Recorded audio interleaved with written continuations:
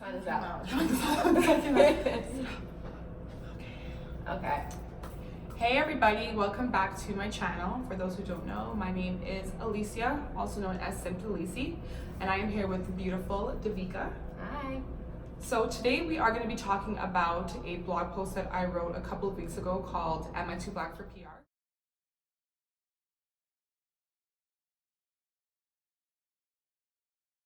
Basically, I was just expressing how I felt being a woman of color in a field that's dominated by everybody but people who look like me.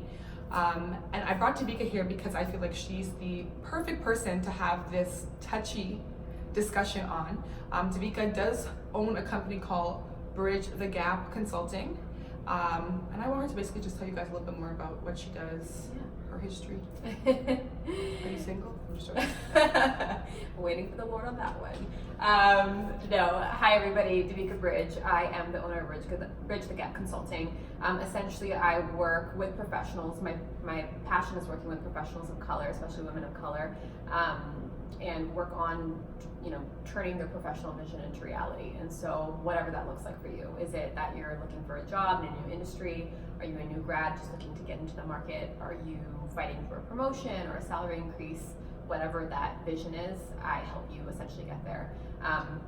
My background is pretty much in entertainment. Majority of it is in tech. I started off my career at Sony Music Entertainment, and then moved to Google and LinkedIn and other companies that were well represented. I think they were diverse, but that doesn't mean that the challenges as a woman of color being in high tech didn't exist. So read your blog and was intrigued because I think myself I resonated with a lot of what you wrote about, and I think a lot of other professionals of color, women of color, can resonate as well.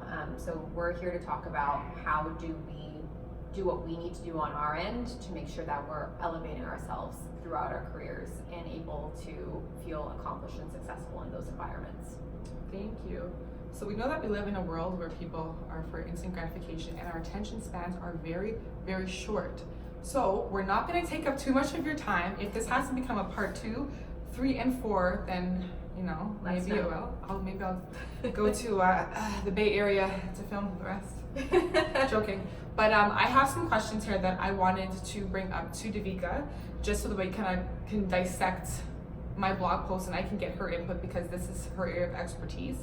So a little bit about my blog without giving too much of it away, because I want you guys to read it and support, me and my passion for writing.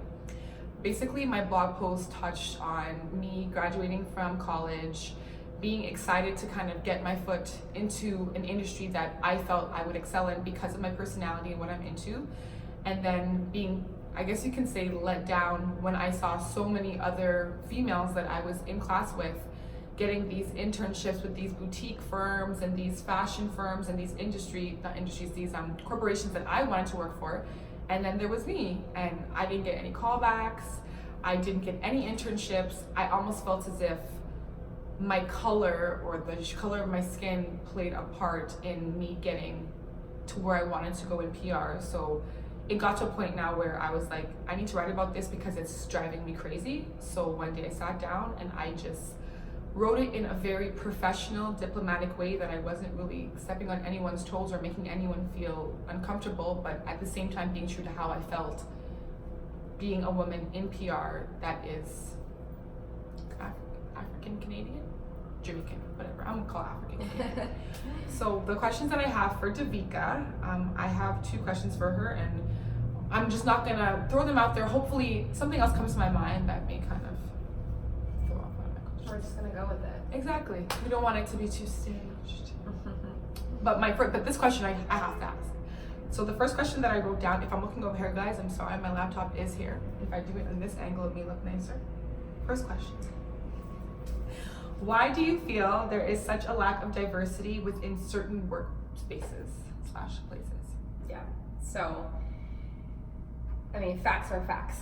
I think there is a long way to go. I think that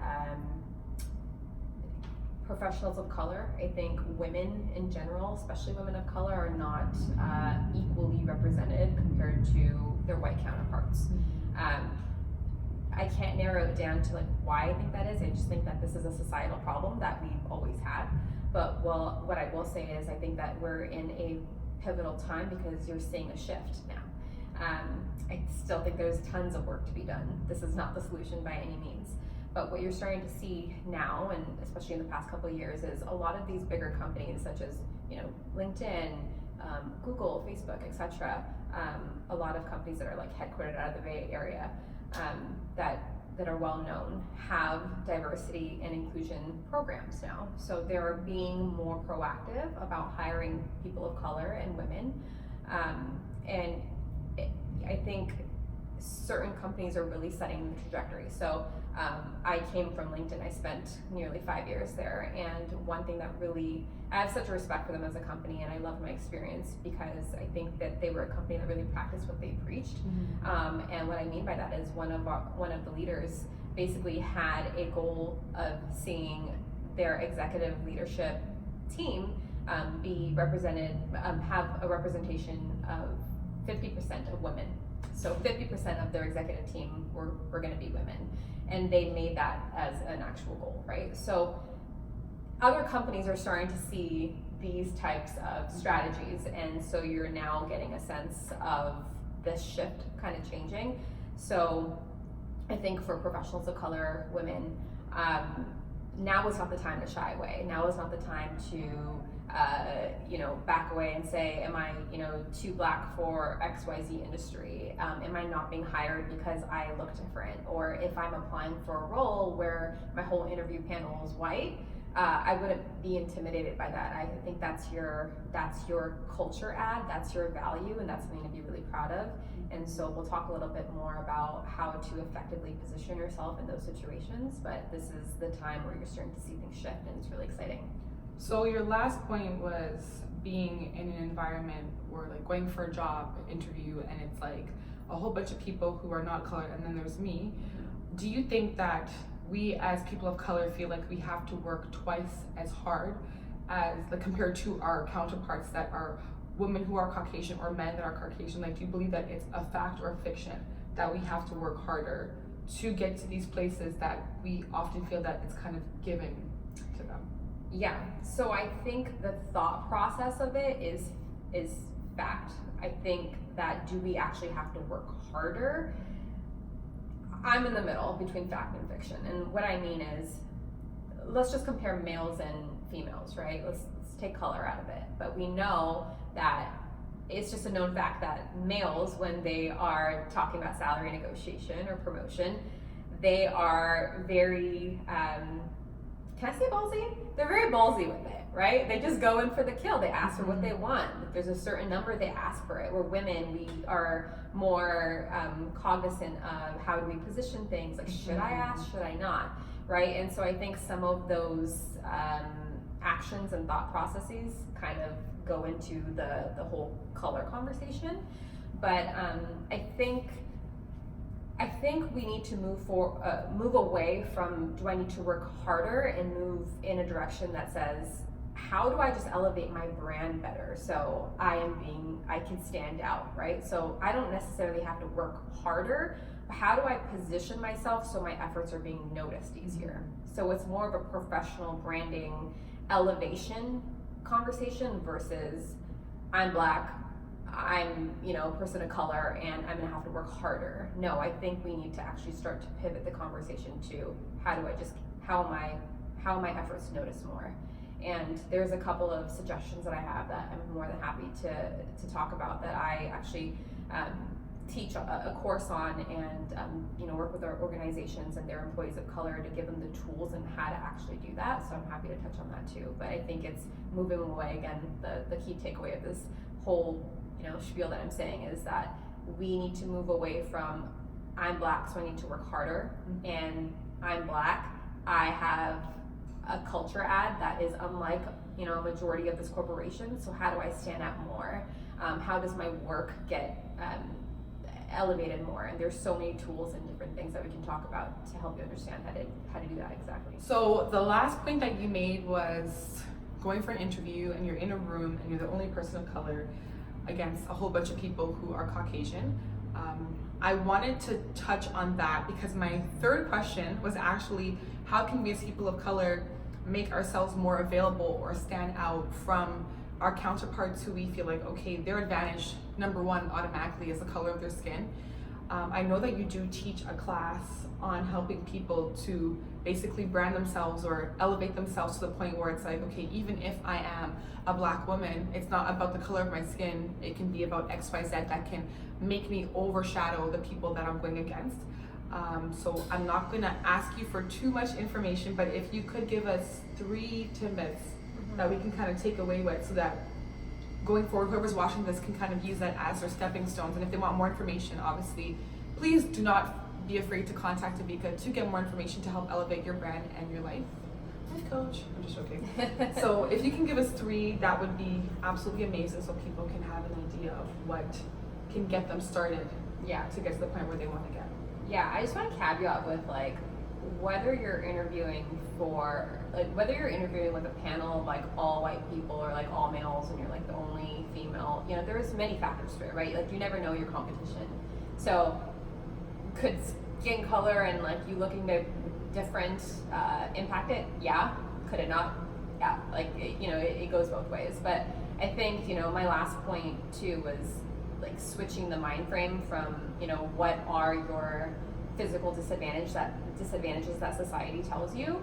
How do you actually understand what those gaps are that's helping or not helping you, actually taking away from your ability to reach your professional vision, and dissect those things. So like my first tip is understanding the gap. So like for example, there are certain things as women or professionals of color that we have been told from either society or maybe habits that we've seen in our family or our friends or advice that we've gotten that we've hung on to throughout our lives. And so like a key example is like I'm a product of a single mother. I have 2 sisters and we were raised in the Silicon Valley in California. It's highly expensive. My mom worked 2, 3 jobs sometimes when we first, when we had to get on our feet.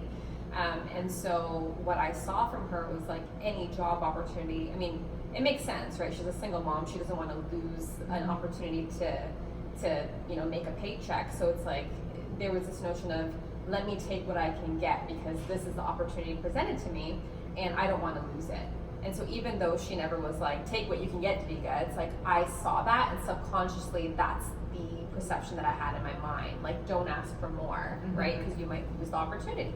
So when I started off my career, my first job, I was paid peanuts, but I never even thought to ask for more because the job seemed so dope that I was like, oh man, like if I am competing with someone else that is ready and willing to accept this, like I don't want to lose the opportunity because I negotiated my salary. It almost makes me look bad, right? That's in my mind. And I really had to do the work as I started to progress in my career, and as other mentors were like, you really need to work on elevating yourself. I had to be like, what are the things that I've been taught or subconsciously told? What has society told me about being a woman of color working in tech? And really just take the effort to kill those thoughts that were not adding to me, right? They were actually taking away from me and not helping me operate in my best self. And so I'm a person that believes in like action. I believe, faith that works is dead. So something that I did was list out like what are the things that have really inhibited me in my career? What are the things that were told to me?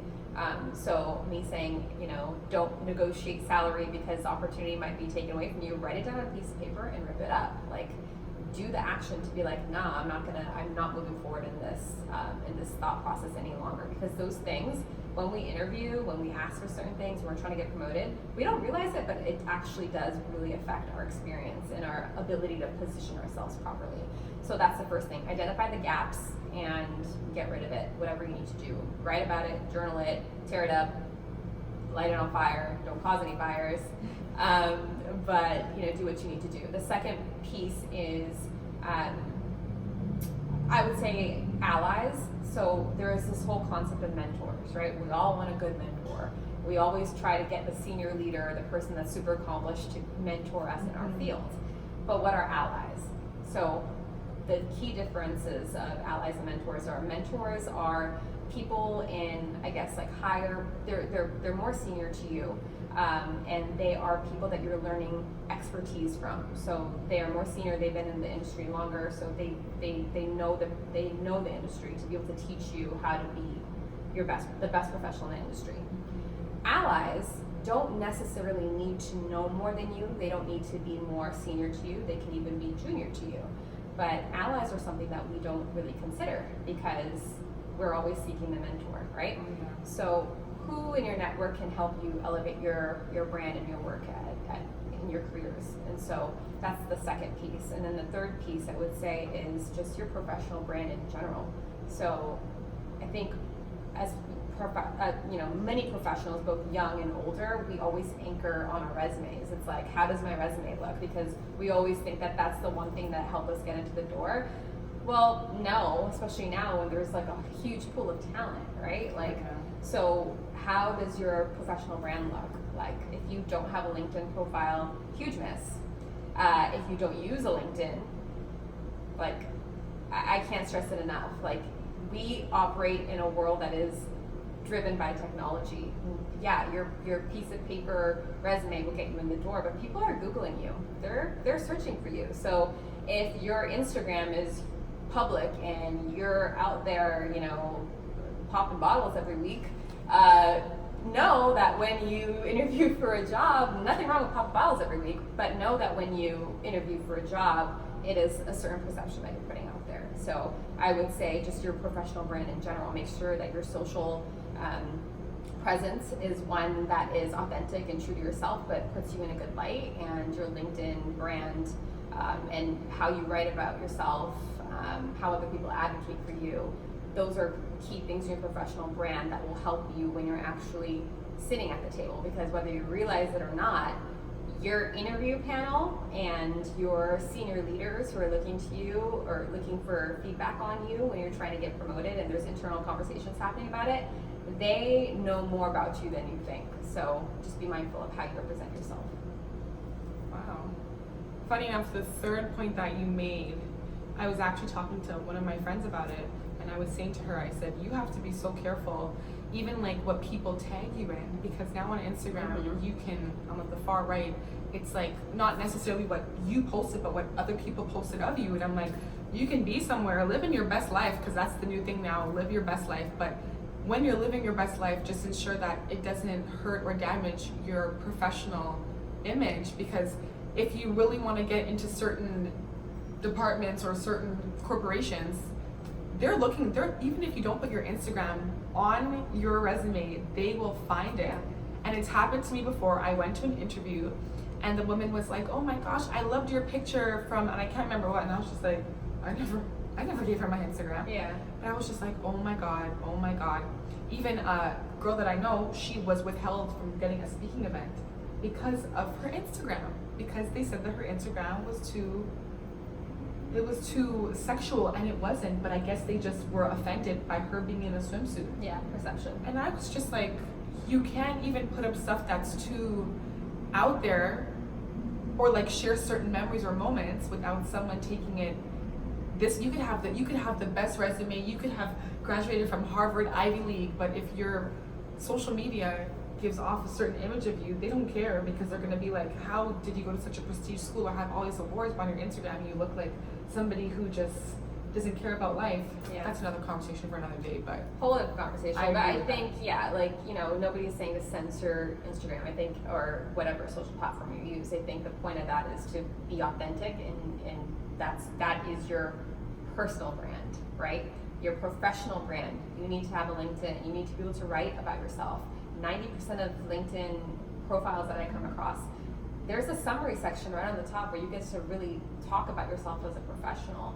and highlight key skills and strengths, but people leave that out and they just kind of write your title and they write like where they've worked and they call it a day. No, that's a platform for you to write about yourself, to post content, to post your work, your portfolios of things that you've done where it can't fit on a job description. So yeah, when you're Google search, which you are going to be, that you are reflected in the light that you want to represent. So it's just something to be mindful of, but like the personal social side of things. But I think the professional branding side of things, being your LinkedIn or other platforms that you're able to shed light on who you are as a professional, that's mandatory. It's no longer an option. Wow. I agree, and my LinkedIn needs a little bit of work, but okay, so if you join my course, I'll show you how to have top tier LinkedIn profile. So that was the catchline. So I'm not gonna really go off anymore, but this will be a continual conversation one way or another. Even if it's not through a video, I'm sure there'll be another blog post, part 2, that's the positive of the negative experience that I've had, and I'm sure some way I will incorporate Devika. Yeah, I think, just to kind of wrap up like the key takeaways of this video is that,